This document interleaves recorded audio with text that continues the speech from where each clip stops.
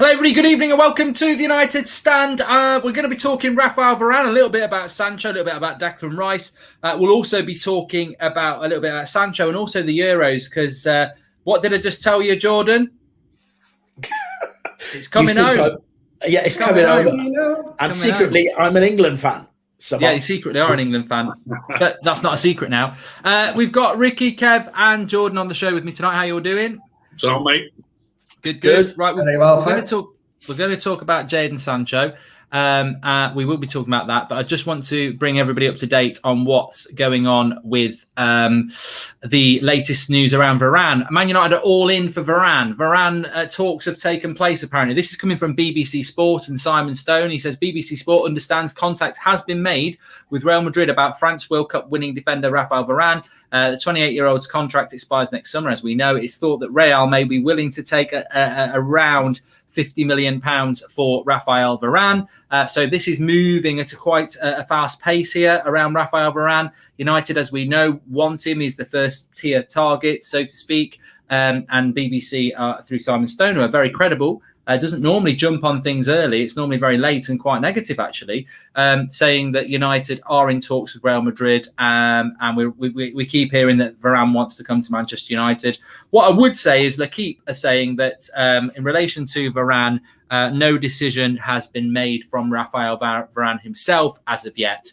And therefore, that may not be the case that the move to Manchester United is inevitable. However, what I have been told is that United are trying to wrap this deal up very, very quickly, and 2 weeks has been mentioned, which would be ridiculously fast. This would be, this would be unbelievable because United are so slow at dealing with all this sort of stuff.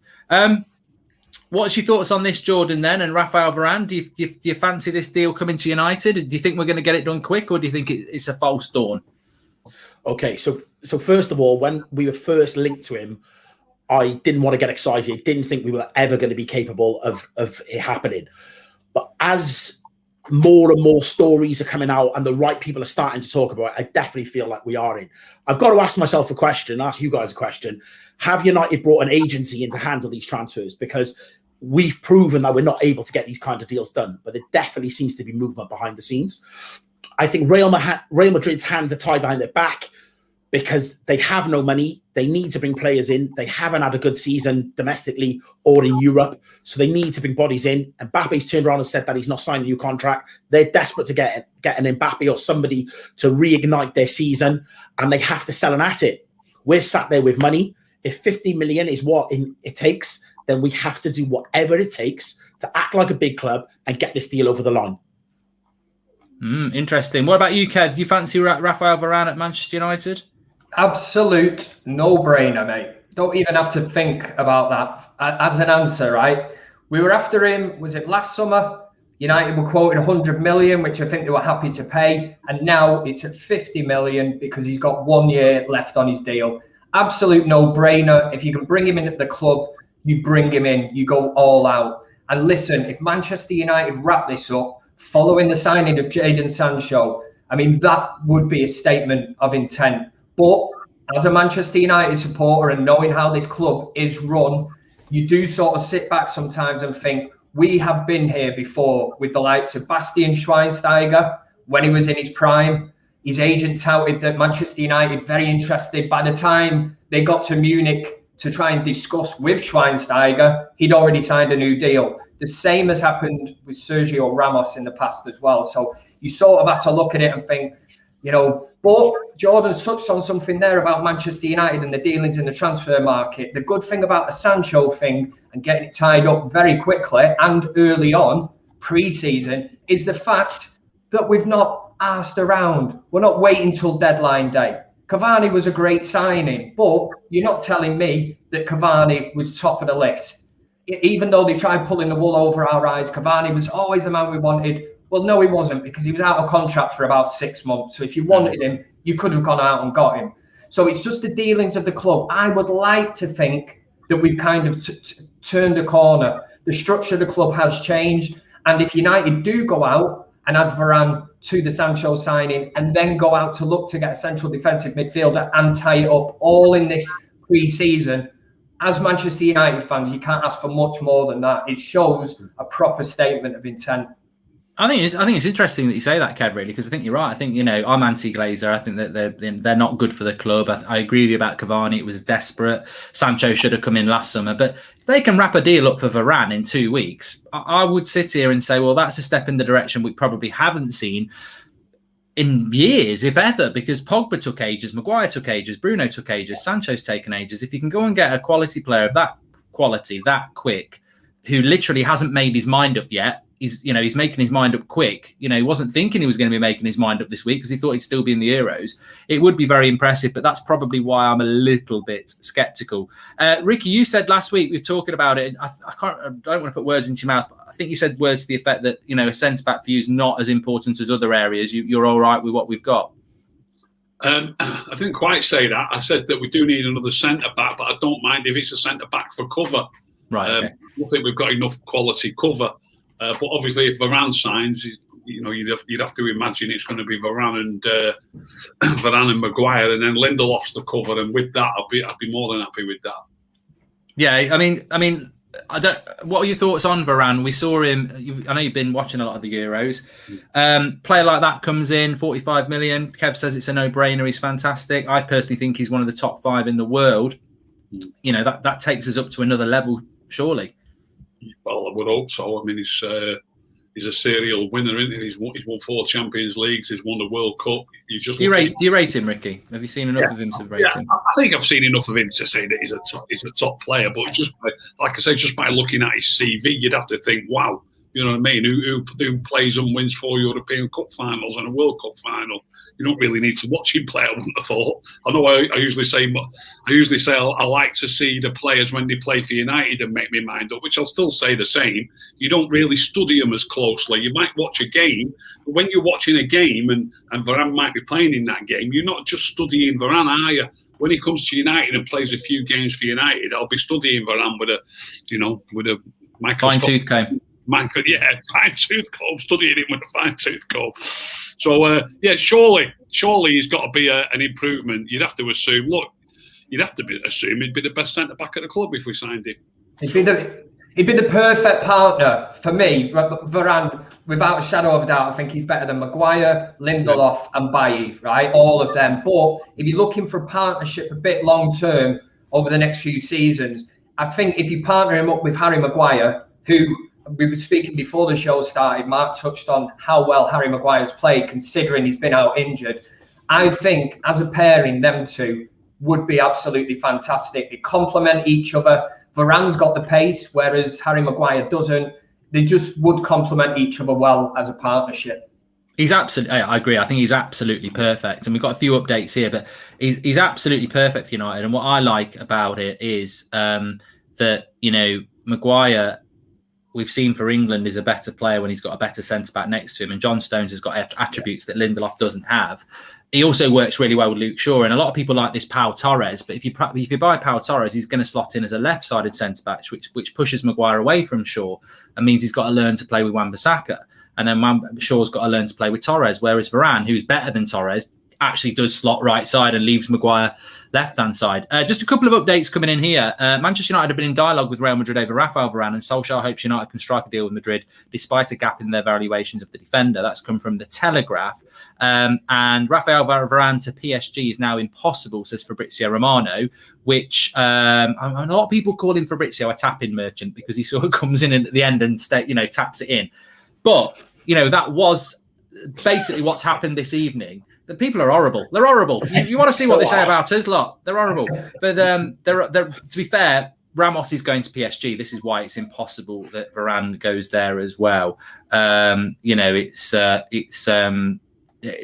probably what it's going to be about. So, look, when you look at it like that, Jordan, what is it you fear that stops this deal? Because it looks like he's going to come into England. Do you fear a Chelsea, or do you actually think he might just decide Real Madrid might go, there's a bit of money and he might stay? Because a lot of fans are getting to the point now where, PSG for me was the big threat. If they're off the table, then I'm like, well, how do we not do this deal? We've all just spoken there. He's perfect. He's better than everything we've got.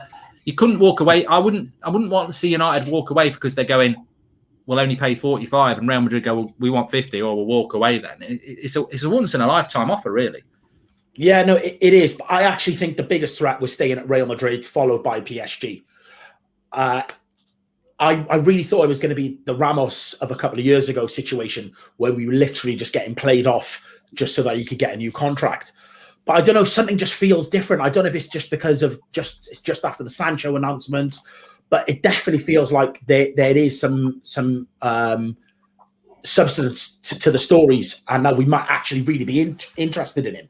And yeah, I just question, can we get 2 massive deals done in one summer? I can't remember the last summer that we were able to do this. I mean, I don't know if you guys can. 2 big talents in their prime for big money, we'll be able to get them over the line.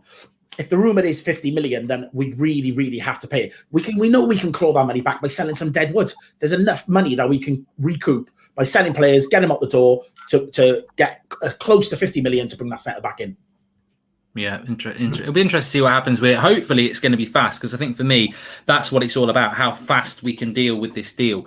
Let's see what happens. BBC, a lot of people saying United are in for him. My biggest fear is, as I've said, is that Madrid will offer him a deal to stay. They've already lost Ramos. Will they want to want 2 players? Madrid are very much about their reputation, and, you know, we're a big club, Billy Big Bollocks, and they might just try and find that extra bit of money to make him stay. But if he's ambitious, why is he coming to United, you might say, actually? But if he's ambitious, fancies a move to the Premier League, this is the time for him to do it. We need to look at the goalkeeper situation. We'll talk about the goalkeeper situation in a bit, Sam. I think that's a very, very good point. Harry Frayne says about Camavinga. So that's the update with Varane, everybody. Manchester United apparently in talks with Real Madrid. This is coming from the Telegraph and the BBC. He's not going to be going to PSG. But L'Equipe, who are the French outlet, they're saying at the moment Varane has not made his decision. So it seems to me that United have probably put something on the table for Varane that he likes. They're now talking to Real Madrid about a fee. But ultimately, everything's going to come down to what Varane decides. And we all remember what happened with Ramos. We basically did exactly the same thing for Ramos to go, you know what, guess what, I'm staying. Yeah, prat. So we'll see what happens with that. Let's talk Sancho. We'll start on you, Ricky, on this one. And then we'll go to Kev, because, well, actually, none of you have had your chance. None of you were on yesterday, actually. I've just remembered, none of you there. Sancho deal, Ricky. What's your thoughts on that? 73 million. Finally been done. He's going to do his medical after the Euros. You happy with that? What does it mean for the team? I've said numerous times on here that what I've seen of Sancho, he looks a good player, but I'm not absolutely over the moon. I'm not convinced he's going to improve us, and I'm also a bit concerned about how it's knocking players back in the pecking order who are who I think can be top players. I mean, obviously, not that he's one of my favourites, but Greenwood plays most of the time on the right. You're going to see a lot less of Greenwood if you're a Greenwood fan, which a lot of people are. I'm not particularly a fan of Greenwood, but I do like what I've seen of Ahmad on the wing. I love what I've seen of Elanga. And then when you've got, if those 2 players were to leapfrog Dan James, for example, you'd have Dan James as backup. As well as, are we going to get rid of Anthony Martial, or is he going to be competing for the left wing if we've got Cavani at number 9? How many do you need? And I'll make a little prediction that Sancho, to say that you're going to sign a player who's going to take you to the next level or even improve you, improve you by much, you would assume that player is going to command a place in the team all the time. I'll make a prediction now that 3 months into the season, he won't be commanding a place in the team. I think there's too many players who are probably around that level. I hope I'm wrong. If we're spending all that money on him, you'd expect some winger who you're going to spend all that money on to play every week, or certainly all the big games. He might be rested in the League Cup and a Champions League. If we've got a really weak team in the group, which you often have, you'd expect him to only miss those sort of games. But I don't think you'll see that. I think you'll see him not struggling, but fighting for his place with 1 or 2 of the other players. I'm massively impressed with Ahmad. Massively impressed with him. Ricky's just destroyed the hopes of millions of United fans. Crying. Oh, my daughter listens to this show. She's just walked off crying, Ricky. Well, actually, I wouldn't have expected anything different from yourself. You've said, you've been very open about you were never sure about Rashford, and yet this season a lot of people have said, "Well, Rashford's not that good." You were ahead of the curve with that one. I don't agree with you on Rashford. I don't agree with you on Greenwood. I don't agree with you on Sancho. But it's all about opinion, and I do think that I mean, interested to get your opinion next, Kev. I mean, you can have your opinion on what Ricky said. I mean, what you think of the signing. But I don't agree with Ricky, but what I do agree with is that I don't think he's Bruno. I don't think he comes in and definitely hits the ground running. I remember Gary Neville saying that, you've got to be patient with the January signing. And I actually said, no, I know about this Bruno. He'll hit the ground running. I think with Jadon Sancho, a little bit younger, probably going to have to be a bit patient with him. You know, you look at the likes of, I'm not saying he's anything like Pepe at Arsenal, but there's going to be a lot of expectation. He's a young English player. Is it reasonable to expect he's going to hit the ground running, scoring goals and getting assists? And, or do you think we might have to be a bit patient with him? What's your thoughts on the signing and his future at United? I get that, right? Ricky, I'll make a prediction that Jadon Sancho will outscore Dan James, Nemanja Matic. I didn't say outscore. I'm just saying that's my prediction for the season. I honestly cannot believe that you should know me, Kev. I'm not interested in who scores the goals. I'm not interested. Listen, I know you very well, mate. I'm just saying I can't believe that you think that this lad will be struggling to get into the team. I will also say that the people that have been pointing this out, that signing Sancho will stifle Greenwood's route into this first team, right? Eddie Cavani's getting no younger. And if Greenwood has got aspirations of being number 9, then he now has to be pushing Cavani for that number 9 spot. Jadon Sancho can play left, right. He can even cover for Bruno Fernandes, play the 10 role. He can play all across the front three. And you can mix up that front three on a weekly basis if you wanted to. You could have Sancho out right. You could have Martial left, Cavani up top. You could have Greenwood up top. You can have Rashford out right. There's so many combinations that are going to be really interesting. This as a signing is very, very interesting to me. Can we just jump in, Kev, a sec? Yeah, go for it. I do appreciate it's handy when you've got players that can play different positions. It's really handy. No disrespect to what you just said there. If you get injuries, you get suspensions. It's proper useful having players who can play in different positions. But at the same time, I'd love us to start picking a steady team to get them to gel together better. So I would, as much as you can play all those different positions, I would hope that from the start of the season, look, if we want to start competing for the league, we've got to stay right on City's coattails. Liverpool will probably be strong again. I assume Van Dijk will be fit for the start. He makes a massive difference to him if he's the same player after his serious injury that he's had. We need to be winning game after game after game right from the start. We can't afford to drop. We can't afford to even drop 3 points behind after 6 games. If they've won all 6, we need to be winning all 6. When we get to 10 games, we need to have 8 wins and 2 draws under our belts like they will have. We've got to stay right in it. In order to do that, we're going to have to gel well. So although it's a bonus that you can play different positions, I don't think it's something that we should be. How can I put it? Saying, remarking about the value of that. I'd like us to get a settled side that are gelling well, playing well, and winning the games week after week. And by having a steady side, you've got more chance of doing that. And Jadon Sancho gets in that team. Right. If he does, great. If he does, great. We will see. Well, all right, then. You're not a big fan of Rashford. For what they're spending on him, Kev, he's obviously going to be, I think, he's obviously going to be in the team to start with. I just hope that if City have won the first 6 out of 6, I hope we've won at least 5 or 6 out of 6. And when we get to 10, if they've won 8 and drawn 2, I hope we've done at least that. Do you know what I mean? If he's going to come into that team, and if we sign Varane, we've got to start competing properly and stay right in there with you. It's going to mean winning game after game after game, and the team needs to gel. If he's part of the team and they're doing that, I'll be over the moon. Jordan, Ricky, can I ask you a question before I give my opinion on it? How can you rate Dan James but you don't rate Greenwood? We haven't got long enough on the show, Jordan. We haven't got long enough. Just give me a condensed version for that, because I'm shocked. I'm really shocked, Ricky. Mason. He's not a winger to start with. Dan James is a natural winger. Mason doesn't actually try too often to feed the centres forward. Now, Dan James does that. Is actually what he tries to do. As a Welshman, you'll remember the ball that he put over to Kiefer Moore that he scored with a few games ago with his left foot. Dan James puts balls in with his left foot from the left-hand side. He puts balls in with his right foot from his right-hand side. I like proper wingers, and the team shapes better when he played. We were speaking last week when I said we played better against Wolves. Wolves are a decent side. Our best performance in our last 5 games was Wolves with the reserve team playing. When the reserve team played Wolves, the shape of the team was better. They were all sat behind the ball and they're all taking up the correct positions, and Dan James is a part of that. I believe, when I say better, some people don't grasp the actual term when I'm saying better. Do you mean all round better football? He's got a better shot on him. He's probably a better finisher. Probably. I mean, Dan James does miss some good chances, but towards the end of the season, I saw Mason miss a couple of easy chances. He's probably a better finisher. He's definitely got a better shot on him. But as the actual all-round play for a winger, don't get me wrong. If you're talking about him coming through as a centre forward, that's different. But for a winger, I'll have Dan James every day of the week. Right. Okay. So surely then, based on that you're talking about out-and-out wingers, you've got to be happy about the Jadon Sancho situation, because out of all the options we've got at top, he's actually the only one.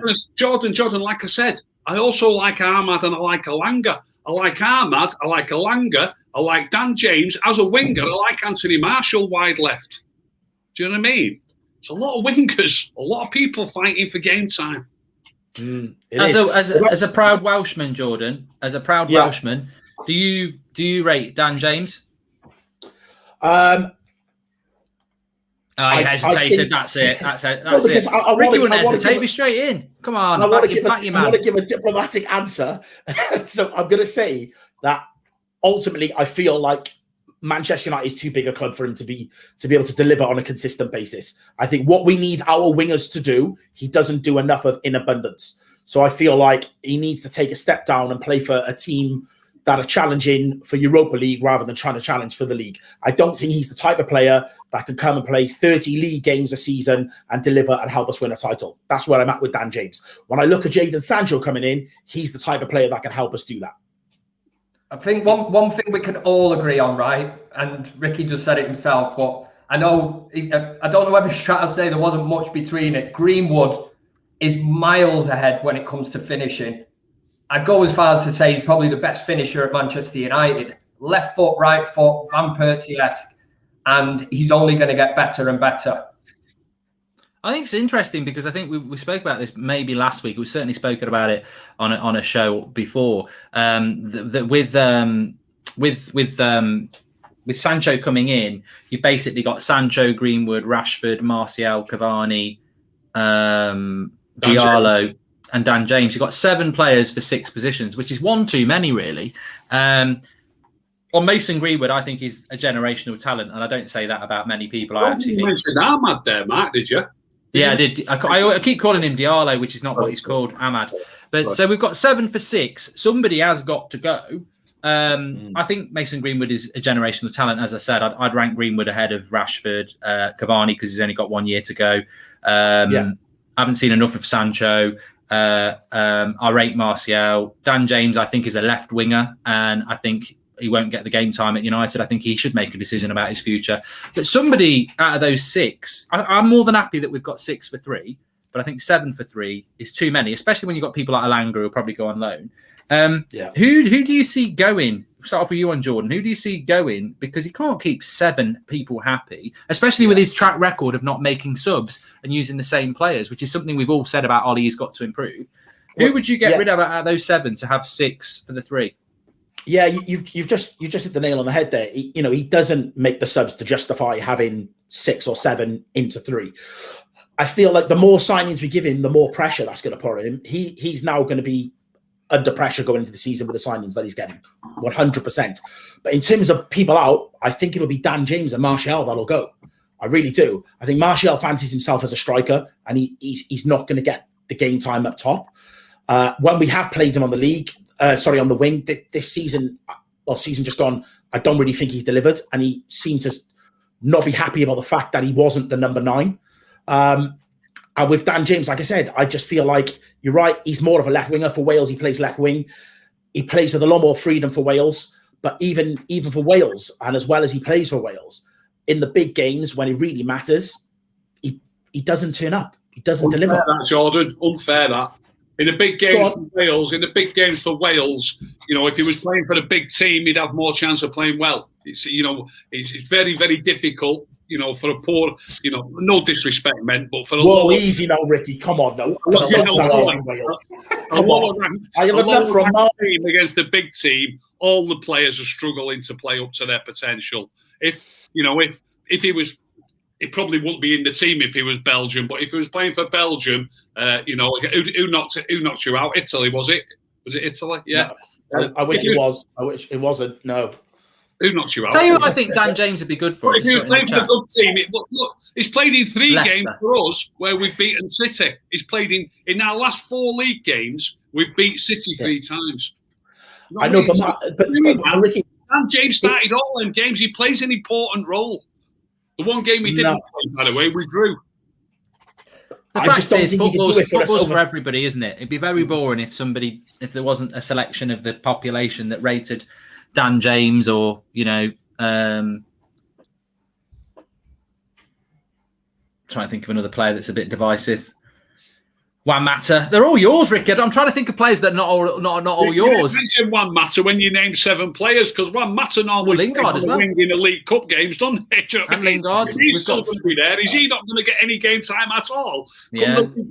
Does that mean he doesn't play? Does that mean Ahmad plays? And you know what I mean? I think he'll pick Mata before he picks Ahmad, to be honest. I'm worried about what he'll do with Ahmad, who I agree is a fantastic player, but I don't think Ollie's track record with young players is that good, apart from Greenwood, who, as I say, is a generational talent. It's not that difficult to do. I've got to bring this in, Kevin. I wanted to keep it back for you. It's 10 years of Phil Jones. I thought you might have something to say about this. But it's 10 years of Phil Jones. I mean, let's hope this Varane deal does happen quickly, because there's a number 4 I could do with. But it is now 10 years of Phil Jones, which is, I thought this is a perfect question for Kev to give us your thoughts of what the 10 years have been all about. I mean, Man United tweeted it. Fair play. They put a tweet out today. I've just got off the phone to United, actually, the ticket office. I've just got me tickets for his testimonial. The only person going. He said his mum and dad wouldn't turn up, did he? That is unbelievable, honestly. And you know what? As much as we take the piss and that, looking back from when he actually originally signed, and there was bags of potential there, but it has just not worked out for Phil Jones. It baffles me as to how he even got a new deal when he was injured. So it's not even like he's proved himself fit, that I can be in this team and that. Typical Manchester United, will give you a contract because we don't want to lose you for free. But at the end of the day, what are you seriously going to get for Phil Jones in this market? Again, I was going to say the words again, no disrespect, but everything I say is going to sound disrespectful, because it's honestly, I don't know what he's actually about. And you can argue the fact that he's been injured, he's not had a run in the team, this, that. The man is a living meme. His face for every goal. The guy, I remember him falling on his hands and knees against Arsenal and clearing the ball with a diving header. He's absolute madness, man, what that player does. He never fills me with confidence when he plays. Rival fans seem to jump on him and he just can't deal with it. Honestly, I cannot believe 10 years, man. I've been married that long, man. 10 years of Fabrizio, sorry, 10 years of Fabrizio Romano. Ricky's got his hand up. Go for it, sir. I want to go back to the forward line situation and these people that are queuing up for the game. We spoke about this last week. I can't see beyond, not that it's my choice, but I can't see beyond McTominay and Fred and Bruno at number 10. And in order to, he's been shoehorning people in last season, and most people, I was one of them, most people agreed that we looked a little bit better with Pogba wide left. So what if that happens again? That's another player knocking people even further back in the line. We might start the season with Sancho, Cavani and Pogba as a front three. We didn't even mention Pogba. Fancy not even mentioning Pogba. The Pogba situation's a really thingy one now, because For me, Solskjaer has to get straight in to Pogba and find out exactly what he wants to do next season. Because really... I agree, Kev, but do you see my point here about all these forwards? We've already said it's a massive long line, but we didn't even include Pogba, and that's where he plays for us at the moment, in the front line. But if we get the central defensive midfielder that we're all crying out for, it is a possibility that Pogba could sit in with somebody who actually knows how to do that job. Too many ifs and buts, Kev. Too many. Wow. I mean, it could happen, but it's too many ifs and buts. I think it could happen, but surely, hand on heart, you've got to expect that we're going to be starting with McTominay and Fred. It just picks them all. Although he did leave Fred out and play Pogba there, I was shocked that he did that in the Europa League final. I was stunned. That was about trying to fit Greenwood and Rashford on the flanks, because Pogba had been playing left flank at the time.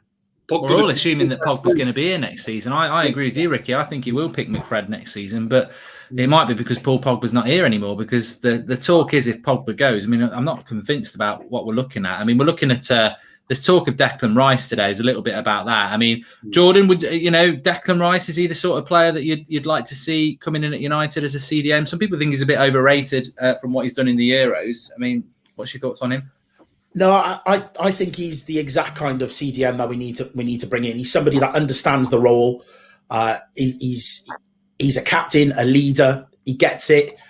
He knows a lot of our players, obviously from the England camp. But that CDM role is a specialist role. That's why Prime Matic was so good at it, because he understands the role. He doesn't want to be anything else. He wants to protect the back four and give the creative players the freedom to be able to express themselves.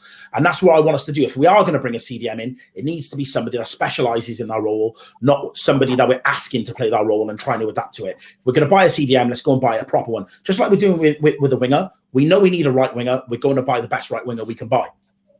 I mean, it's a good question there. I mean, after the Euros, you can not play Pogba, but you can't not play Pogba in the middle. I agree. I think he was absolutely brilliant in that midfield. Yeah, defensively, he's always going to have a weakness, but I thought he was brilliant. There's another question there. Do you think Manchester United are moving through the gears, trying to get Varane to indicate to Paul Pogba that, look, this is what we're doing this summer? I mean, that's an interesting point, Kev. Maybe that's what they're looking at, United. We've got Sancho. Let's get Varane in quick and say to Paul Pogba, look at what we're doing. But we don't know whether we're going to get a CDM, which for me is the most important thing. Huge possibility on that. There is no smoke without fire. If Manchester United have intentions this season, and this is something we've fallen behind for years. We should have been doing this and building momentum every season. Instead, we've been leaving it to the last day of the season, signing Fellaini. Again, having us all believe that he's the man, we've been after him. Well, no, you haven't. Why do you leave it to the last second of the transfer deadline day to sign a player? And this is where Man City, who I absolutely despise, but as run as a club, transfer business-wise, there's no arsing about. They identified a player, they go out and they get him. Now, if United are going to set the blueprint for the future and the signing of Sancho, which, if you want to be critical of it, you could say, just like Bruno Fernandes, this saga has gone on for well over a year.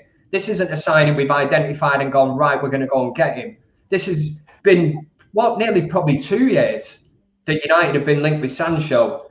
And then you get, like, today, you get people, oh, it's brilliant. We've got him for 73 million. Dortmund wanted, 108 we were quoted last summer. So it's not bad business. These are the same people that are Glazers out, they start. Why are you asked about saving money? If we'd have signed him last season, we could have run Manchester City probably a hell of a lot closer, because I believe Jadon Sancho has got that wow factor. 2009, Manchester United signed Cristiano Ronaldo. We've not replaced him since. Antonio Valencia got the shirt. God love him. Great servant for the club. Was never going to live up to that. I'm not saying Jadon Sancho will, but he's got the tricks. He's got the wow factor for me, the type of player that you buy a season ticket for to go and watch Manchester United. Yeah. You're right there. I mean, this is probably the first player we brought in to replace Ronaldo, really. I know Memphis was sort of touted as that number 7, Di Maria, who didn't even want to be here. But I do think, just sticking with Pogba, I want to talk about the goalkeeping situation. I know we want to talk about England a bit as well. But Ricky, Paul Pogba, year of his contract, played well in the Euros, probably sat there on holiday now thinking, I'm 28. What do I do next? This is my last big contract. I've been at United for 5 years. Like Kev said, they've never really delivered the ambition in the transfer market apart from himself. Do you see Pogba moving this summer? Do you see him running his contract down? Do you see him signing a new contract? Which way do you think that's going to go? Because it doesn't get enough attention, really, and it's a big sort of 6 weeks for that. They can't afford for these contracts to run down, can they? Really, I think if they don't get him to sign a new contract, they'll have to try and sell him. It's got to be one or the other, and they need to nail it down quickly. Yeah, and it's going to be the season's going to be on top of us before you know it.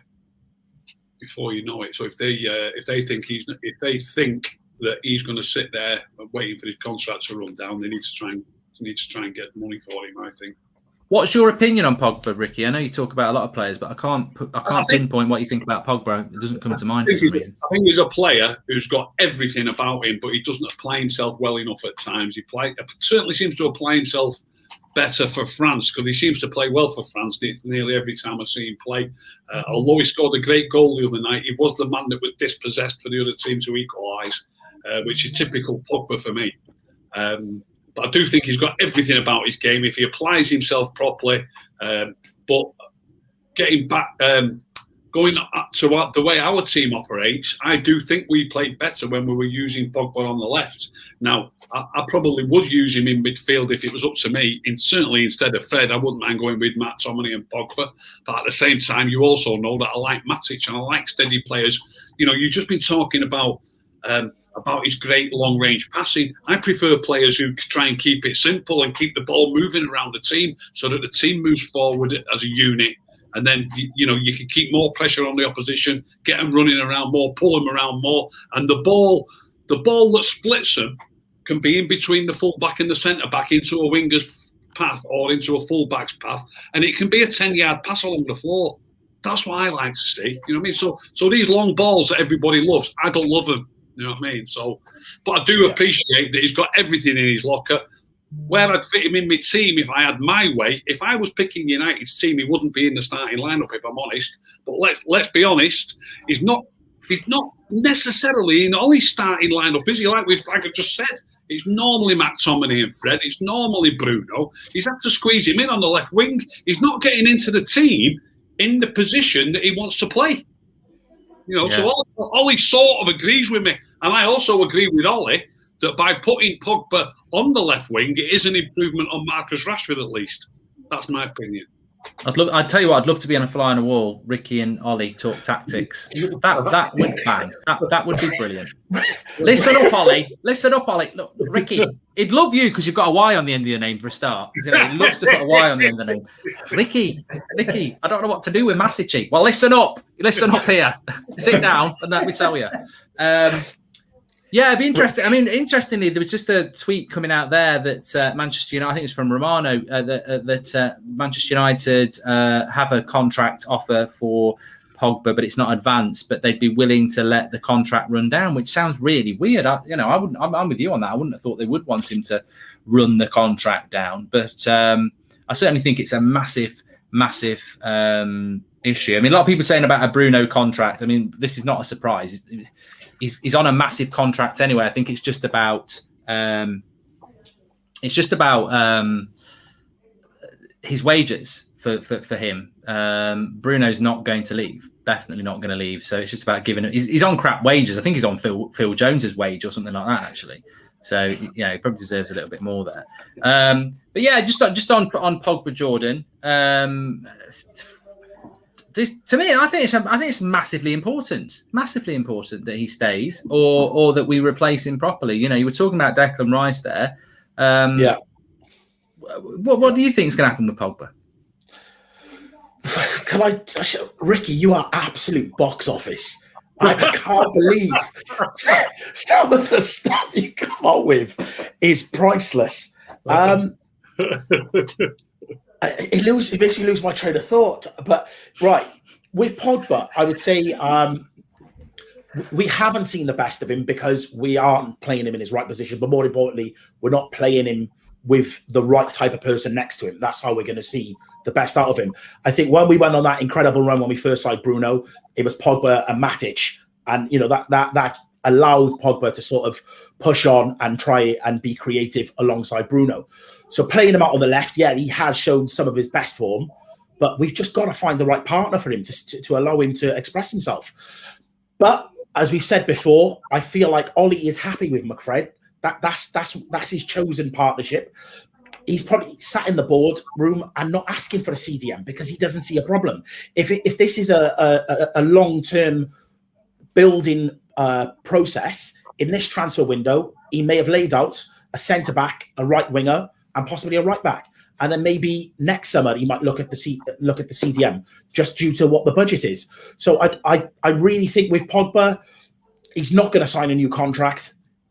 If they try and make a move that he doesn't want to make now, I think he's just going to play see the contract out. I think the decision's already been made. That seems to be the trend at the moment. Run your contract down and see what the options are. Take the big signing on fee and actually get to the club, go to the club that you want to, not the club that offers the most money.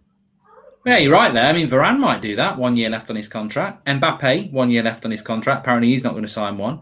Messi's contract's just ended. Pogba. Even Jesse Lingard might fancy a bit of that pie. He might say, "I'm going to run my contract down," because it's massively lucrative for the player and the agent to do that. The keeper, Donna Kebab, with the same agent, he's just done it to PSG. The guy for Liverpool plays for Liverpool. Wijnaldum, that's it. Wijnaldum's just done it like this. This is the trend now. This is what they're doing. Yeah, I think it comes from the agents. I think they've switched on, haven't they? Yeah, definitely. And unfortunately for Manchester United, Paul Pogba has the worst agent in world football for me. I'm not just saying it for what he's done to Manchester United, his dealings with him, but if you look at him, Paul Pogba, highly lucrative to Manchester United. He sells shirts, endorsements, stuff like that. Part of Manchester United will want to keep him for that. But the main thing should be for his footballing ability and on the football pitch, what he does. Now, he is slipping away. And for me, it would be an absolute crime if that lad is able to walk away from Manchester United for a second time. Let's not forget he's done it once under Raiola. And he will do it again. I wouldn't be surprised if Raiola's in his ear and he's like, do you know what? This is your chance to shine, son. You parting shot. Off you go. You get the big deal. It will be his last big deal of his career. And off into the sunset he goes. Remy says James Gardner will be our CDM next season, right down today's date. Remy, just a little bit of a hint. What you wanted to say was screenshot this message, because writing down the date's not going to do me any good in the summer next year when I go, why the fuck did I write down the 1st of July? Like, but you basically want us to remember that. So I've put it up for you. I'll give you a little bit of help. But like, what? 1st of July? What was all that all about? I think on Pogba, the thing that worries me about Pogba is that if he runs his contract down, and I would be the same, are you going to go into a 50-50 in March against Fernandinho when you know that you're out of contract in the summer and a bad knee injury means that you're screwed? You've got no protection. Or maybe even in December, because he might sign a pre-contract in January, which he can do. But I think with Raiola, I agree with Kev. There might be commitment issues in the final year, which worries me about players in their final year. Are they committed to a long project when they know they're going in the summer anyway? It's not ideal. I would hope that United just, if he says he's not signing a new contract, I'd do anything. I'd swap him. I'd do anything. I don't think it's good for anybody that he stays in that situation. I want to talk about the goalkeeping situation because somebody asked us about this before. Ricky, the goalkeeping situation, we've got Heaton, Grant, Henderson, De Gea. It's all gone a bit quiet on that. I think the last about De Gea was that he would stay and then they might move him on next summer. We're going to go into another season of Henderson and De Gea stuff, aren't we, if we're not careful? Do you think that's an issue? I do think it's an issue. I was talking earlier about us having too many forwards and it not being an especially good bonus that people can play in different positions. We need to get a settled team, and no more so do you need a settled team than your back four and your keeper. If you could go through the first 20 games without making a single change in your back four and your keeper, it'd be a great start, I think. And he wasn't doing that, was he? So I'd like to, personally, from what I've seen, I think De Gea is still the pick of the bunch, and I'd like to see him stay and play every week, apart from maybe the League Cup ties, and give Henderson a game in the League Cup ties. See, this is the brilliant thing about football. Ricky might say something about Greenwood that I totally disagree with, but then I totally agree with him about De Gea. This is it. We've all got different opinions. This is what it's all about. Yeah, I agree with you on that, Ricky. I think De Gea should be our goalkeeper. I'm not convinced he's going to be. I don't know why. I think Ollie thinks Henderson's the man. I haven't seen enough of him. I certainly think he was not good against Liverpool. But Jordan, where are you on this debate? How do you think it's going to go? Yeah, I'm hoping the reason they've bought Heaton in, because, you know, they didn't really need to bring another keeper. We've got enough keepers on our books, is the fact that Henderson could go out on loan and get some more Premier League experience under his belt. De Gea will be a year further into his contract, and then potentially we could look at doing a deal. But for me, if there's, you know, any question, David De Gea should be our number one. He's going into the prime years of his career. He's got the experience. That's the decision that needs to be made. I feel like the headache, goalkeeping headache, was something that Ollie did need, but has brought it on himself. Yeah, good point. And Kev, just you on the goalkeeping situation. What do you think Ollie will do next season? What would you do? It would have been nice to bring Jack in on this conversation just to give Henderson a bit of loving. But with De Gea, for me, he's still one of the best goalkeepers in the world. And for me, Henderson is nowhere near it. And for me, the day he wore that cap on the pitch at Old Trafford finished it for me, man. No goalkeeper can be taken seriously wearing a baseball cap. Steve Grizovic. Oh, don't do one, mate. Honestly, it looked like a scally. You know, when you're taking the dog for a walk on the park. And, you know, Bartes used to wear a hat. Yeah, he was a clown as well. Rat in a hat. But Dean Henderson is going to rumble on, and I think Jay, who's used on Fan Forum and stuff with me, touches on a good thing about this. It's kind of like this what the English media built up leading up to the Euros, and it was all about getting Henderson into the English squad, you know, the England squad and that. And I do agree with it. There is a bit of that. It was almost like get De Gea out, and for me, Manchester United shouldn't be treating a club legend like David De Gea like that. And for me, he's still miles better than him. I would not have Dean Henderson in there. He reminds me of Joe Hart.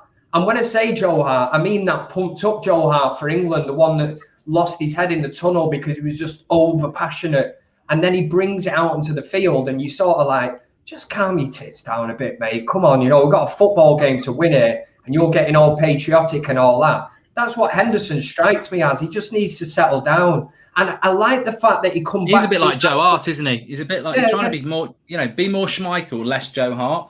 Yeah. And I listen, I love the fact that he come back to Manchester United, puffed his chest out, went, I'm better than David De Gea. I can fight for his place. Total respect for it.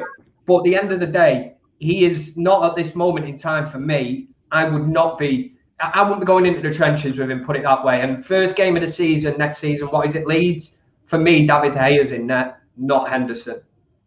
It is interesting because, you know, fans are going to be back in the ground. We know that. He's never played in front of the fans. What we did see against Liverpool is he lost his head. I mean, the angles he had for that fourth goal, may as well have just walked and sat next to Ollie and given him an open goal.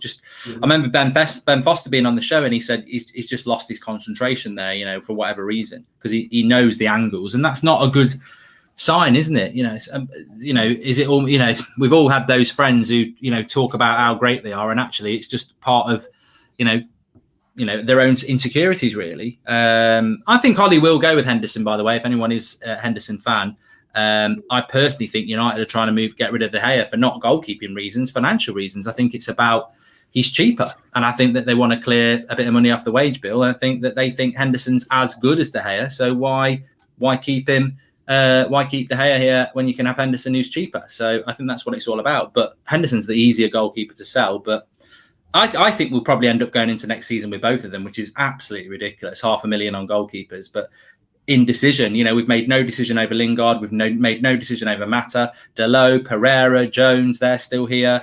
No decision on Matic. No decision on the goalkeepers. I think we might bring some players in, but we've always struggled over the years to get rid of the deadwood, and that's something that bothers me. Ricky, I know Jordan's going to love this bit of the show because we're going to talk a little bit about the Euros. But what was it specifically you wanted to bring in about this? We were sort of having a bit of a debate before about Jack Grealish, who's not a Manchester United player, but you were talking about, like, you know, people can be quite critical of a starting 11 when actually play. Because I was saying, well, Grealish, we were talking about Ukraine, and I said Grealish has got to start in that game. And Ricky was quite adamant that, you need these players who come on and make a difference. It's not just about him coming on and making a difference. It's about the starting lineup being a little bit like the way, similar to the way I talk about United. Like I've said many times, you can't do without them two proper holding midfield players. England decided to go against Germany with really a back five and two holding midfield players, two wingers who have both got to work back. I like Saka's forward a lot, Sterling, but they do get back behind the ball. So when Germany have got the ball, we've only got Kane ahead of the ball, at times. So against a big team like that, and obviously we will think, I say obviously, it's not obvious, we might not get through, but we could easily come up against Belgium again later, or Italy if we can get that far. He'll probably do the same again, I think, if we end up, that can only be the final. But if they can get that far, he'll do the same again. Like you said, Matt, this against the Ukraine, it's a little bit different. Maybe he's going to find room for him, but I wouldn't expect him to find. He'll probably do it by picking a back four. He's going to still have to have the three forwards, which for me I don't see any. Despite how well Grealish played when he came on, it's a bonus when you can bring a player on who can play like that and really open things up for you. But you've also got two players playing on the flanks who are playing well and don't deserve to be left out. So you're going to have Kane at 9. I think he'll still have Saka and Sterling. Maybe at number 10, Grealish could come in. But that also, like you said as well, could be Mason Mount. So despite all the talk and all the popularity about Grealish, it wouldn't surprise me one little bit if he didn't start against the Ukraine. Obviously he could, but I don't think he'll take the place of one of the wingers, which means if he does start, it'd have to be in a number 10 role. Jordan, as a Welsh person, I can't really get your opinion on England because it would just be a load of nonsense. But what do you think about Shaw and Maguire England United players in the Euros is what I wanted to sort of ask you about. But Shaw and Maguire, it's coming home. What do you think about them so far? To be fair though, the English press absolutely, I don't know what they get these things in their head. It's like some of our fan base. They clearly don't rate Luke Shaw, and I don't know what it is. Like, they give him such a crap score against Germany, and yet Kimmich was on his side. He kept a clean sheet. He kept Kimmich quiet. He got an assist. He made the tackle to get it to Grealish for the second goal, and yet, no appreciation on the lad's name again. It's ridiculous. Yeah, no, they definitely don't pay him the respect he deserves. But the flip side of it, I feel like they absolutely love off Maguire. I do think Maguire coming back and having played a lot of football to come and put the performances in that he is putting in is absolutely outstanding. I think quite a few of the United players have played with a lot more freedom for their countries than they have done under the pressure at United. I can't see how you're not going to beat Ukraine. Like I said to you before the show, like, we could put together out of the presenters a team that could beat the Ukraine. They're awful. Wales would stick 5 on them, so I expect England to stick at least 3 on them. Luke Shaw going out to proving. What are you on about? Wales would stick 5 on Ukraine. Definitely. Bloody who put 4 on you? Denmark. What would Denmark do to Ukraine then? Beat them 10-0. Listen, let's not get Wales into the conversation. They're all on their holidays in Greece. Dan James is there on his little lilo. Meet, having a great time. Don't bring him back into the Euros. Look, he's folded his arms now. He means business. If he could swing, he would. Ukraine are terrible. Yeah, no, we're going to beat them. They can't stand me. I said when Ukraine beat Sweden, I tweeted out that's a bye to the semis. Then, oh God, you'd have thought I'd declared war.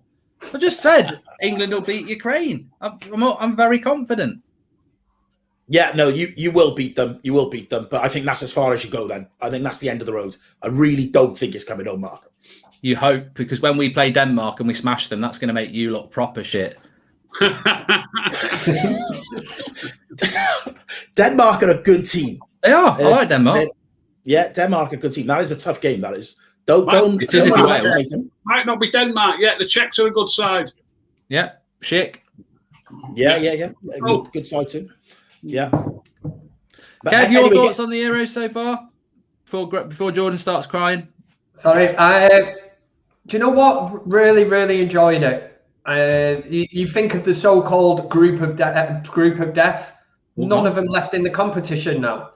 And the pathway for England, I mean, I know we can look at the last World Cup and, you know, the pathway was clear again. You'll never get a better chance of winning the World Cup. But as it is set up at the minute and the way that England are actually playing, now, listen, they're not absolutely smashing teams out the park.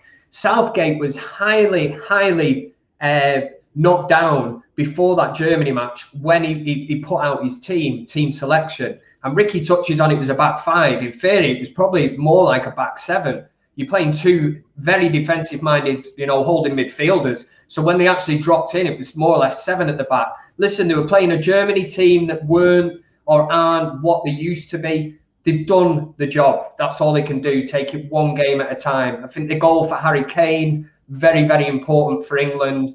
And respect, I think after the game, Rio Ferdinand says respect has to be put on Raheem Sterling. I think he had a difficult season at Manchester City and he's turned it round, because coming into this, the English press again always try to build up players.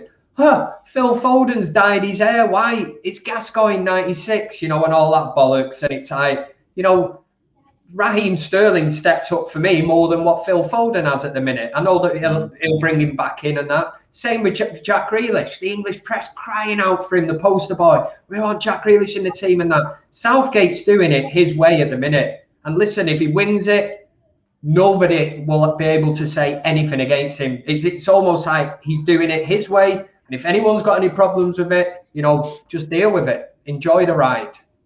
Can I ask you three guys, Englishmen, a question then? Do you rate your manager, and do you think the success so far is down to him? I always said that England's success would be despite Southgate, not because. But to be honest with you, I'm always willing to give people praise when they deserve it. And I liked the change that he made. I thought the Grealish substitution on 65 minutes. I think we've certainly got a manager that would have gone, I can't take Rashford off. I can't take Greenwood off. I can't take Cavani off. And you'd have seen Martial and Dan James and whoever else the attacking options were just sitting on the bench until extra time, as we saw in the Europa League. I mean, at the end of the day, I thought the Europa League final against Villarreal was quite similar to England-Germany. But I think Southgate made the changes and we won the game. And I think that I've got to give him credit for that, because a lot of people compare him to Ollie, Ricky. I don't think they're comparable at all, but I think as a club fan, you're always going to compare your national manager in a way. And that to me, really, I was like, oh, bloody hell, Grealish is coming on. Because as a United fan, you just don't expect those sort of 65-minute changes where you take off I think he took Saka off, didn't he, and put Sterling to the right. And I was like, yeah, Saka's doing all right, really. But he made a game change and he won the game from it. And I think, you know, if anything, if Ollie learns anything from it, I hope he learns that sort of thing, that you can, if someone's not playing well, you can take them off after an hour. Absolutely. To answer Jordan's question, I think I said last week, I'm sure we spoke about this last week, after the last World Cup, when they gave him an extra contract, a longer contract, I'd have sacked him. You know, every time we played anybody decent, we got beat. We got beat twice by Belgium, and we got beat once by Croatia, and we only beat who did we beat? Tunisia, Panama. You know, big deal. Colombia on pens. We had an half-decent win against Sweden, one half-decent win. We had 1 out of 7 games. But because of the luck of the draw, that got us to the semi-finals. And just by getting to the semi-finals, everybody was, you know, it's fantastic. It wasn't fantastic at all, not in my book. But, and it's a massive but, I can't believe the difference this time round. I'm well pleased with him this time round. Kev, do you see any similarities between Ollie and Southgate? I think you've knocked the nail on the head with the fact that one thing we've been crying out for is in-game management and certain stages of games where you are crying out for Solskjaer to change the game. And for me, like you say, at the risk of repeating myself, Southgate made that change against Germany, and bringing on Jack Grealish at that stage of the game that everybody was crying out for him to start was a really, really clever move to do. You're looking at the Germans quite leggy. You're going into the the last 25 minutes or whatever of that match. To bring Jack Grealish on gives you something extra to think about. Now that's the difference where you're starting. Teams can prepare and go, we know what Jack Grealish is about, this, that. But when you've kicked off and started a match and you're introduced on the with 25 minutes to go, the manager can't get his instructions over and say, you watch him, this, that. You don't know how to deal with that. And because of the tricks that he's got, the pace that he's got, he's so unpredictable, it's very hard to defend against. And that's exactly where the openings come from and where the game was won for England. So I think it's just absolutely spot on. We will have to see now, listen, going into the Ukraine game, whether he just got it spot on that day, or can he now do it in a match that England are the favourites for and expected to win? Because there's a lot going on. Should he revert to 4-4-2, formation wise? Does he take the extra man out of defence, throw on Jack Grealish, start Phil Foden? It's a lovely headache to have, because for me, in my lifetime, this is the best England squad I've ever seen. And I've seen the one with Beckham, Lampard, Gerrard, Scholes. The manager at the time, and as Ricky would say, his favourite is saying, try shoehorning them all in. I remember Paul Scholes playing on the left side of midfield, the best player of his generation for me. The left side of midfield, left wing, right? And it is no wonder that Paul Scholes got fed up with international football and thought, do you know what? Ta-ra, see you later. If they'd used him properly, they could have won stuff. The same applies, and again, I'm going down the Manchester United route, Michael Carrick. Totally underappreciated kind of player you should have built a team around. 100%. Yeah, just Kev, on that point, you can't judge Southgate against Ukraine. Harry Hill could manage that squad to win against Ukraine. I think it's what happens after that. I love this. The reverse psychology that's going through that Welsh brain. It's like, they're going to beat Ukraine. They're going to beat Ukraine. And there he will be on Saturday night in his bedroom with a Ukraine pair of pants on, hoping that it's all going to happen. Drinking his pint of bitter. Yeah, pint of bitter. Just embrace it, Jordan. Wales is part of the UK. It's coming home. It's coming home. You can drive over the border. Coming home. All your games are played at home. Yeah, Sunday the 11th of June. Like they were in 66. Sunday the 11th of June. Sunday the 11th of June. Fill your car up with some petrol, drive across the border and join the party. About 10 o'clock on Sunday the 11th of June. You'll be able to hear it. You may as well join it. It's coming home. Somehow I think he'll be busy that day and his phone will be over the bridge and watch it in Bristol, Jordan. I've got a booking. I'm busy that day.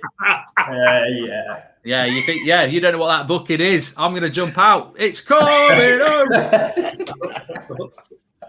We'll see. July 11th of July. I'm only taking the piss. I mean, I think England do have to go and win it. And the interesting thing is, from a United point of view, we've just spent 70-something million pounds on Sancho. Can't get in the team. Why do you think that is? I want to just ask you all about that very quickly. Why do you think, Ricky, we'll start with you. Why do you think Jadon Sancho can't get any minutes for England? Well, we've just spoken about the amount of attacking players United have got. I mean, there's that many attacking players. Obviously, Southgate has watched him in training. It's his job to have studied him closely. I've not studied him that closely. I've watched him a few times. It's up to Southgate to know. But when the way Saka's playing, the way Sterling's playing, obviously he's not going to get Kane's place as a striker, is he? I know he can play as a striker. And then we've got Grealish coming off the bench. You know what I mean? Maybe we should have been trying to sign Grealish instead. I don't know. He's just down the pecking order, Mark, and that's it. And again, back to what Kev was saying about all these players being able to play different roles. There's only a certain amount of players. If you start bringing too many in, it also can become too much of a mishmash, if you like. So there's not many players. I mean, Foden has also started, hasn't he, in the front line? So he's well behind quite a few players, and that's only English players. It's only English players. So if you throw other players in the mix who make like Anthony Martial, if Anthony Martial was English, would he be behind him? You know what I mean? So don't just don't get too excited. What about Rashford, Kev? He's not had a look in as well. What's that all? Sorry, excuse me. What's that all about? Well, listen, as Manchester United fans, you have to look at his form towards the end of last season. And if Southgate's going to pick players on form, on merit, the players that deserve to be in that team, then for me, Rashford doesn't get in. There's players ahead of him. I'd put Grealish ahead of him. I'd put Sterling ahead of him. Phil Foden ahead of him. There's players in attacking places there. I'd even put Sancho ahead of him.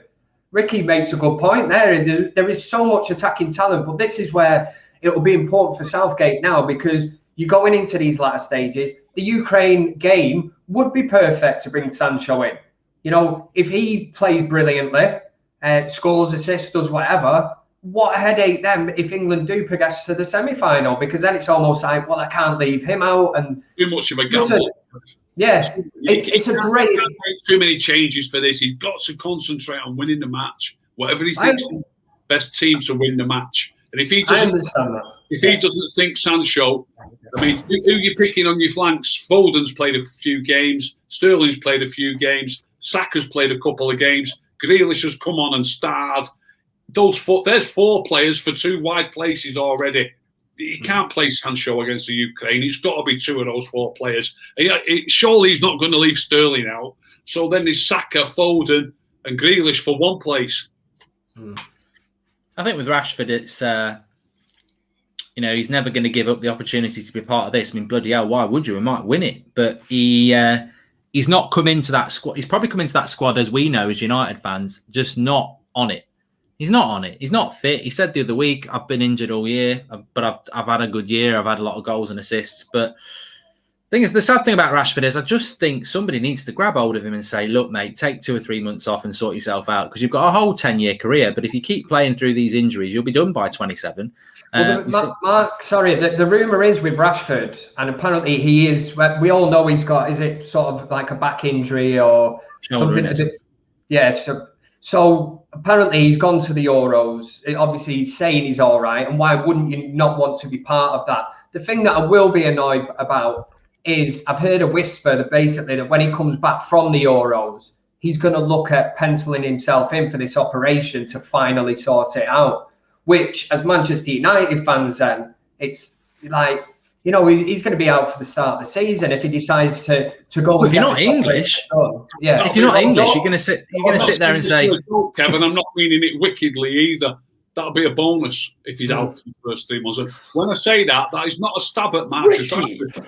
That's not a stab at Marcus Rashford. No, listen carefully. Listen, we've just spoke about how many people he's trying to fit into this team. Pogba was getting games on the left last season. If Pogba's still there, Martial's probably going to be fit again. If Sancho's going to start on the right, and if Cavani's going to start at 9, it might be a bonus for the manager if he's got 1 or 2 people injured. Give him less of an headache. Make it a little bit easier for him. If he's got to have it done, he's got to have it done. Good thing. So I'm not having a go at him. I mean, I don't rate him anyway, but I'm not saying it in that respect. I just mean that it might be better for the manager if he's got 1 or 2 less to choose from. What I was going to say is that if you're not an English fan, you might just sit here and go, hold on a minute. He's gone to the Euros. He's not played in the Euros. They could have done with him out. They could have done without him in the Euros. He can't get in the team in the Euros because he's not fit. Why didn't you? Already? Yeah. He could have just done it at the start of June and been back for the start of the season. But as an English person, I can understand why he's done it. He might be part of something, but I don't think he will be part of it. I don't think he'll get many minutes. I really don't. I think he's behind the pecking order. I mean, he tried to. Southgate brought him on up front, and I was like, "You don't watch United, do you, Gareth? You can't play Rashford through the middle. He's not a number 9. He's a wide player." Yeah, again, against the Ukraine, you should be resting players that you need for later on in the tournament. There he's at it again. Look, he wants us to put the reserves out. Sterling doesn't need to play if he's that important to you. Like you just want us to go out. You're playing against 11 Ukrainian Care Bears. Like you will see them off with whatever combination of players you put out there. It's easy. Nah, I tell you what, they were good against the Dutch. That was a bloody good game. I'll take a 1-0 win now. It will be 1-0, I reckon. They were 2-0 down to the Dutch. They got back to 2-2. They're a good side. But we will win because it's coming home. Anyway, that's been a fantastic show. Absolutely fantastic. Thanks for coming on, Ricky. Pleasure, mate. Enjoyed it. Thanks, Kev. Thanks for having me. Always a pleasure. Never a chore. I've actually really enjoyed that. Not that I don't always enjoy it. Right? That was a good one. Yeah. He normally does finish and goes, "That was shit. I'm not doing it again." But and Jordan, thanks. Fair play for being Welsh. Always a pleasure, Mark. Always a pleasure. He could have swerved tonight. He did say, "I want to come on." You knew you'd get a bit of. You knew you'd have to put up with a bit of it's coming home. Listen, I give it, so I'm willing to take it. Let's go. Yeah. Could have been you. Could have been an England-Wales semi-final. Now we really could have rested players then. Anyway, thanks everyone for watching. It's been a cracking show. Smash a like on the video, and we'll be back again tomorrow, of course. Have a great evening. We'll speak to you all very soon. Big up to everyone on the show, everyone who's watched it. Thanks, everyone.